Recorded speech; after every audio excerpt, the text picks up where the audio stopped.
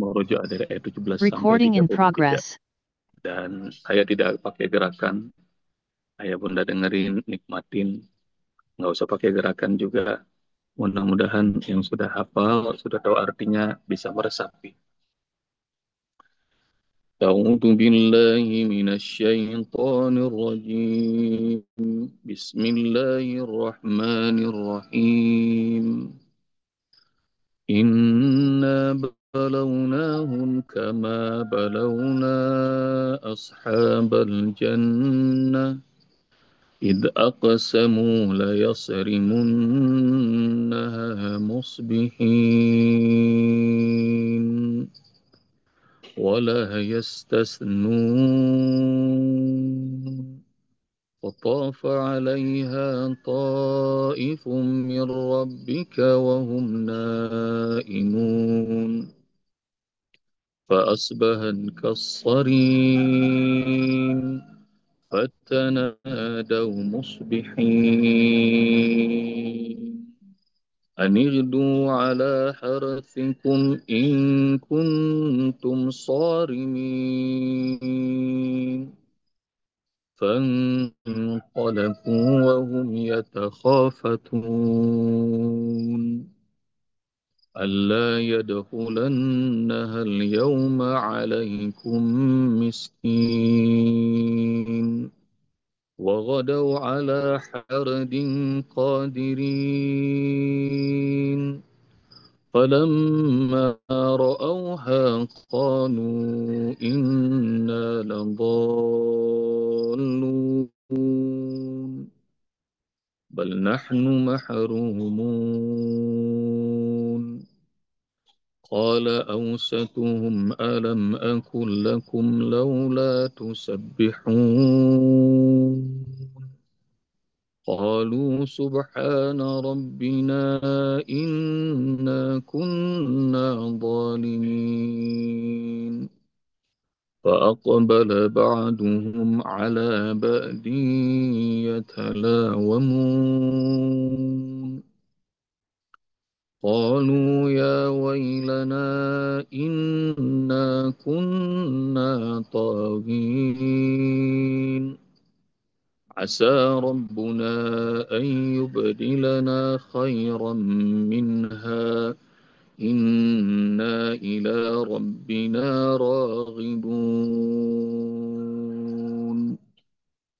كذلك العذاب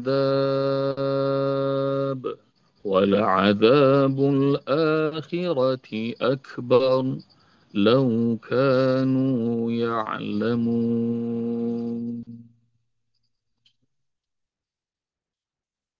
اللهم ارحمنا بالقرآن. Salah satu kenikmatan yang Allah berikan adalah kalau kita bisa paham bacaan Al-Quran. Apalagi kalau ada imam bacain ayat, kita hafal, kita paham, kita ngerti, masuk ke dalam jiwa, itu seperti wahyu yang Allah turunkan langsung ke hati kita. Dan latihan menghafal, menggerakkan tangan, memahami makna, murojaah berkali-kali sampai terasa bosan, itu nggak ada apa-apanya ya Bunda. Ketimbang satu ayat yang Allah masukkan ke hati kita dan menggetarkan jiwa kita. Apalagi kalau ayah Bunda baca ayat-ayat yang sudah dihafal, seperti tadi itu sebab baca ayat 17 sampai 33 kisah Ashabul Jannah sampai kazalikal azab wala azabul akhirati akbar lau kanu ya'lamun. Bisa baca itu di sholat malam atau sholat-sholat lainnya. Oh, nikmat. Ya benar.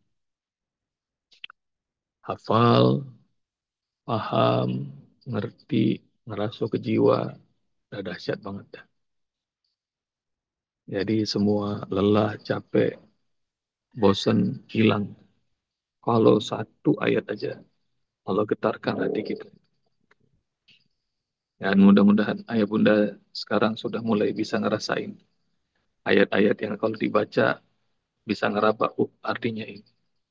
Apalagi kalau ada imam bacain bacaan sholat, kita hafal. Oh bisa nangis sendirian begitu. Udah begitu belum, ayah bunda? Udah pernah ngerasain belum? Ya Allah. Jadi itu yang karenanya nggak usah pakai otak, masukin ke hati. Kalau masukin ke hati, insya Allah nikmat. Dan supaya ngerti bacaannya, jangan lupa ikutin hafalan. Nikmatin aja sama ya bunda. Hafal, storekan, nuliskan. Itu lama-lama masuk tuh ya bunda. Semuanya masuk ke dalam hati kita. Habis waktunya ya.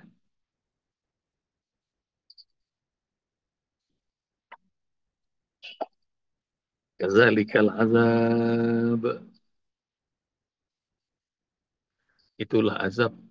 Wal azabul akhirati akbar. Dan sungguh azab akhirat itu lebih gede lagi. Lebih besar lagi. Laukanu ya'lamun. Kalau mereka ngerti. Laukanu ya'lamun. Kalau mereka paham. Lebih gede lagi. Bunda rahmati Allah Subhanahu wa taala. Ummul Mukminin Aisyah radhiyallahu anha bilang kalau ada musibah kejadian, ada musibah terjadi, itu rahmat bagi orang-orang beriman dan azab bagi orang-orang kafir. Kalau ada musibah terjadi, apapun juga dia rahmat bagi orang-orang beriman. Kenapa? Karena orang beriman sadar, dia bisa mengucap Alhamdulillah, inna lillahi wa inna ilaihi raji'un. Allahumma ajirni fi musibati wa akhlifna khairan minha. Dia bisa sabar, dia dapat pahala. Orang beriman.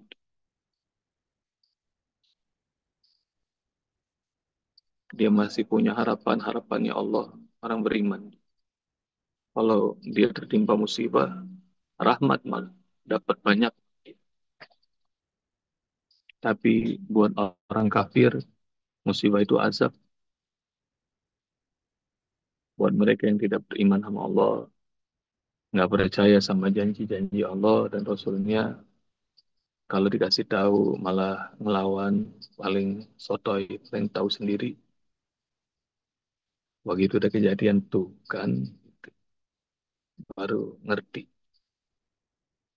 Dan ayah bunda rahmati Allah Subhanahu wa taala, banyak kejadian, nggak usah jauh-jauh di Indonesia ini aja banyak tuh, azab. Tapi biasanya kalau kita datang ke lokasi bilang nggak boleh ngomong azab. Padahal itu kelihatan hal yang nggak masuk akal, yang menurut kita kok bisa segininya ya musibah yang terjadi. Allah kirim dan itu azab. Contoh kejadian musibah Palu yang azab, yang banyak banget azabnya itu. Tsunami, likuifaksi, gempa bumi, puting beliung, kebakaran. Ada 6 apa 9 waktu itu saya ngitung. Pokoknya nggak habis-habis kirim sama Allah Subhanahu wa taala. Dan itu di perkampungan yang likuifaksi itu ada perkampungan LGBT, perkampungan judi, segala macam. Anehnya para ulama tuh ngomong ke saya, anehnya lagi tuh sebab katanya. Itu gembung-gembungnya, mucikarinya, bos judinya kagak mati. Dan mereka masih ngomong begini nih, kalau itu azab saya duluan yang mati katanya. Saya kagak mati itu katanya. Jadi Masya Allah. Allah masih sayang, mudah-mudahan mereka sudah bertaubat. Saya udah nggak tahu lagi kejadian setelah itu. Mungkin dikasih kesempatan sama Allah untuk bertaubat. Maka ya benar rahmati Allah Subhanahu wa taala, musibah itu rahmat buat orang beriman dan dia azab buat orang-orang yang nggak percaya. Kalau buat orang beriman, sampai Rasul kagum cari hadisnya. Ajaban li amril mu'min. Sungguh menakjubkan urusan orang beriman. Kalau dia ditimpa kemudahan, syakar. Dia bersyukur sama Allah. Bahkan khairan lah. Bagus banget tuh buat dia. Wa in asobahu doro, kalau dia ditimpa kesusahan, sobar. Dia bersabar. Bahkan khairan lah. Dan itu bagus banget buat orang beriman. Setiap pahit, manis, getir, susah, bahagia, senang, banyak duit, bokeh. Dia bisa tuh bersyukur, bersabar, dapat pahala mulu kalau orang beriman. Dan itu keren, kata Rasul. Cari hadisnya ya. Kata Rasulullah, ajaban di amril mu'min. Dahsyat, menakjubkan orang beriman. Maka anak khairan lah, dan itu bagus banget buat dia. Orang beriman, nggak ada cerita, nggak cuan terus, ayo bunda. Jadi dapat kebaikan, pahala, pahala, pahala, gitu.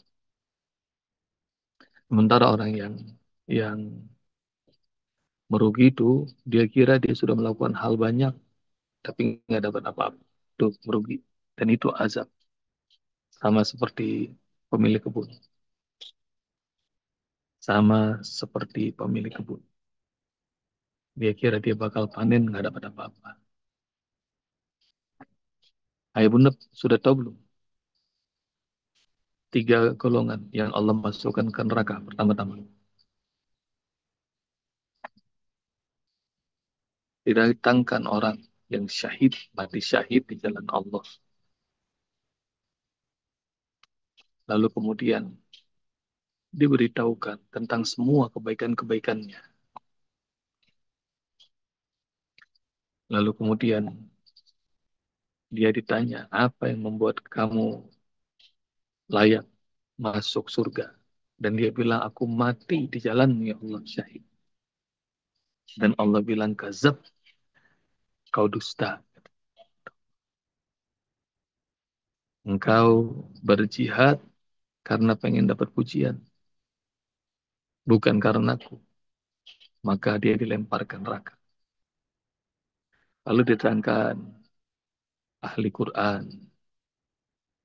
Orang yang ngajar Quran. Model saya nih. Mudah-mudahan Allah rahmati. Lalu orang-orang yang belajar Al-Quran, yang baca Al-Quran.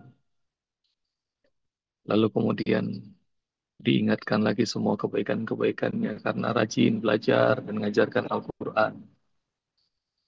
Lalu kemudian ditanya sama Allah, apa yang membuatmu layak masuk surga? Aku ahli Quran ya Allah. Aku baca Quran terus. Dan aku mengajarkan. Maka kemudian Allah bilang, Kazab, bohong, kata Allah, kau dusta. Engkau baca Al-Quran di depan orang-orang supaya dibilang kamu suaranya bagus, kamu tadaburnya enak, bohong. Maka dilemparin ke neraka. Lalu kemudian didatangkan lagi orang yang senang banget sedekah. Pagi, siang, sore, malam. Lalu kemudian ditanya apa yang membuatmu layak masuk surga. Aku rajin bersedekah ya. Maka kemudian Allah bilang, Kazab, bohong. Kau dusta. Kau membagikan harta supaya dapat pujian orang, supaya dilihat orang.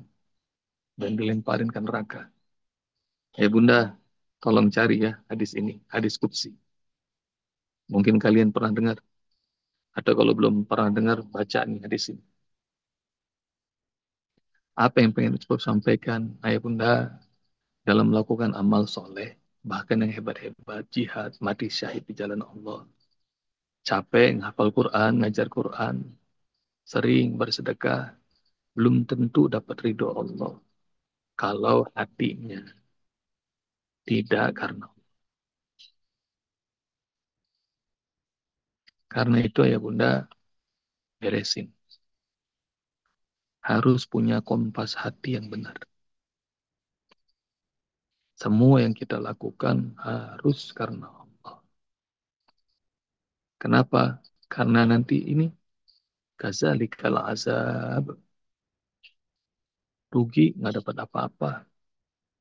Seperti pemilik kebun, nggak bisa panen, rugi, habis. Dan dia mah cuma cuma kebun doang ya bunda. Coba bayangin, udah mati di jalan Allah, semua menganggap dia syahid, dirinya nganggap dirinya syahid, malah masuk neraka. Bangga ngajar Quran, sampai ribuan orang belajar sama dia. Bangga? Enggak. Kalau hatinya bukan karena Allah, masuk neraka. Bangga dengan sedekah yang banyak. Kalau cuma nyari pujian manusia, pengen dilihat orang, maka dicemplungin masuk neraka. Maka itu pentingnya kompas hati dalam beramal. Beberapa hari yang lalu saya nulis itu, ntar saya share habis ini. Ingetin ayah bunda tentang kompas hati. Jadi rugi serugi-ruginya. Kazalikal azab, itu azab kata Allah. Nggak dapat apa-apa. Wal azabul akhirati akbar. Dan azab di akhirat itu lebih gede lagi.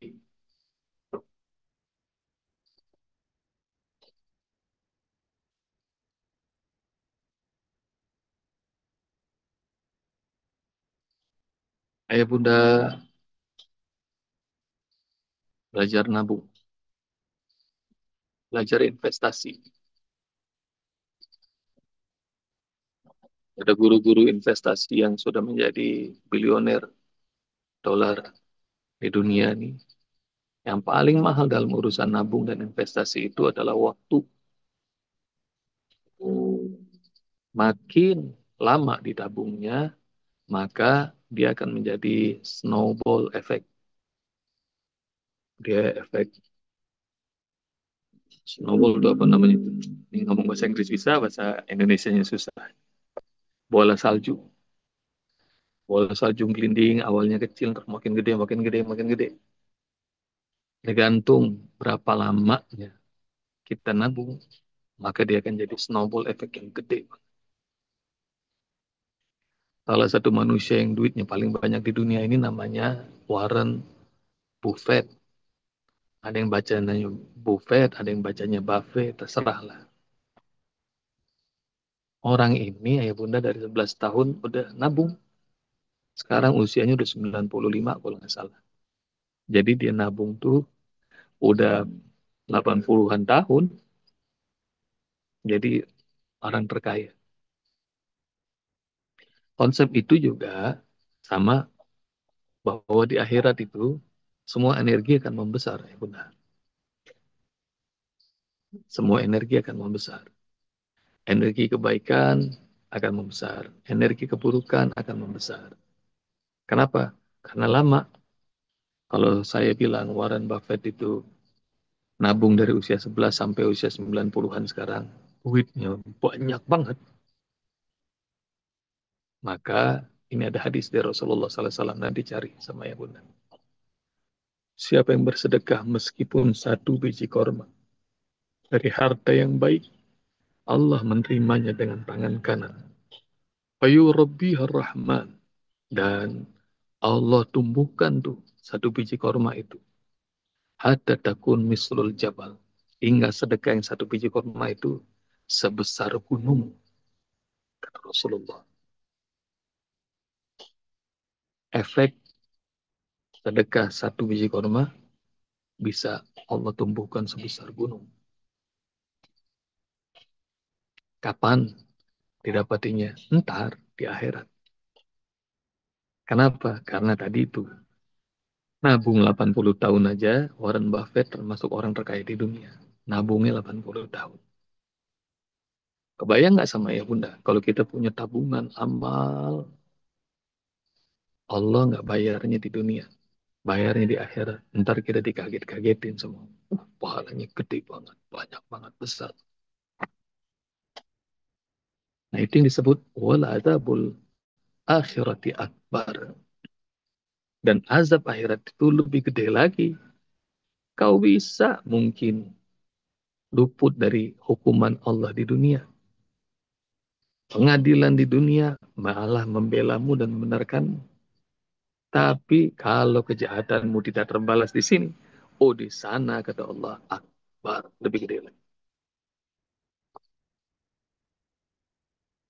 Dan dahsyatnya azab akhirat tuh gambarannya udah banyak banget. Kita udah belajar surat apa tuh kemarin ayah bunda? Al-Haqqah kan? Khuduhu fagulluh. Summal jahim salluh. Summa fi silsilatin dar'uha sab'una dira'an faslukuh. Gak kebayang.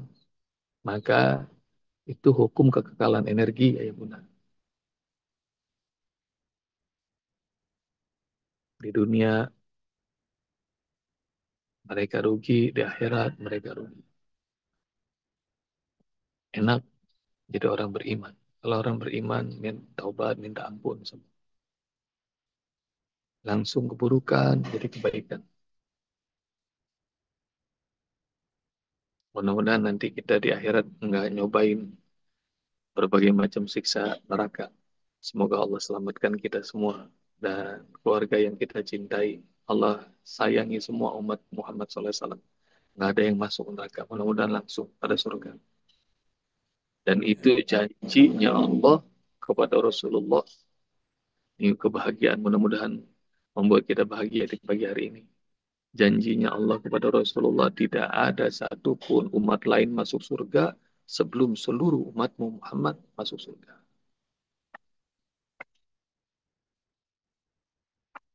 Maka yang pengen tahu itu janji carilah.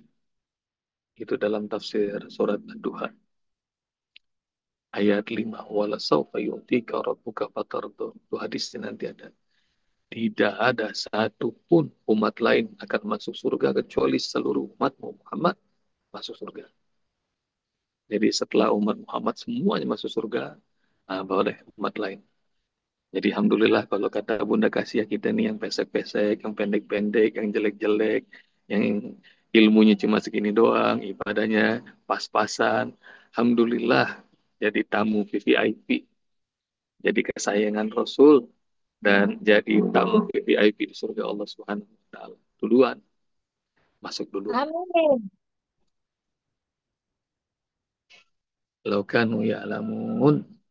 Nah, poin yang ketiga. Tadi yang pertama itu tentang orang beriman ngerti kalau musibah itu rahmat, orang kafir itu azab. Dan poin kedua adalah tentang hukum kekekalan energi. Nanti di akhirat segala-gala jauh lebih gede. Dan ketiga, laukanu ya'lamun. Kalau saja mereka mengerti. Ayah bunda, ini pentingnya ilmu. Maka berilmulah dalam semua urusan. Ayo. Karena nggak tahu ilmunya, karena nggak ngerti, neraka.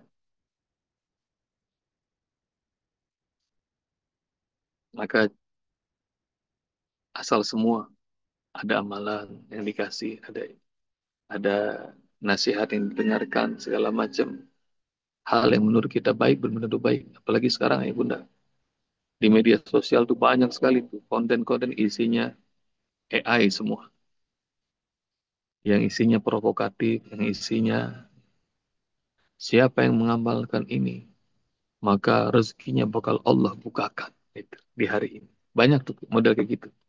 Dan targetnya adalah orang-orang usia ayah bunda semuanya. Yang usia 50 tahun yang nggak ngerti medsos segala macam. Dapetin konten-konten AI begitu, Masya Allah. Nanti adalah konten provokatif segala macam.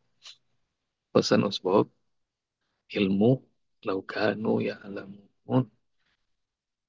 Ayo makin rajin belajar, makin tahu ilmu.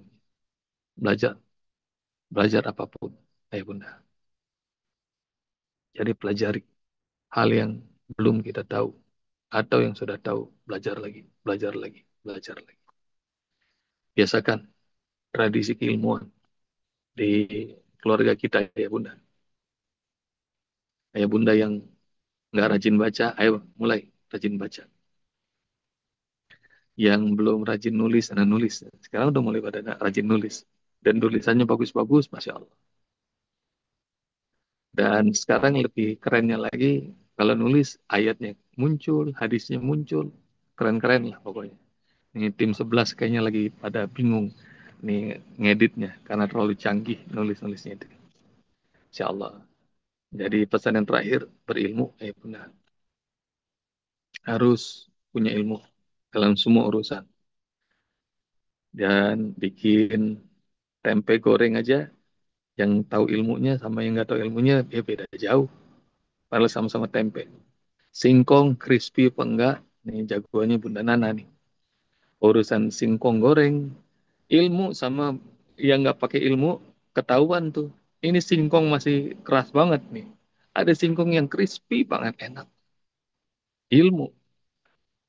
Kalau urusan masak aja ada ilmunya, maka semua urusan, apalagi urusan akhirat, ada ilmu. Jazakumullah ya Bunda. Assalamualaikum warahmatullahi wabarakatuh.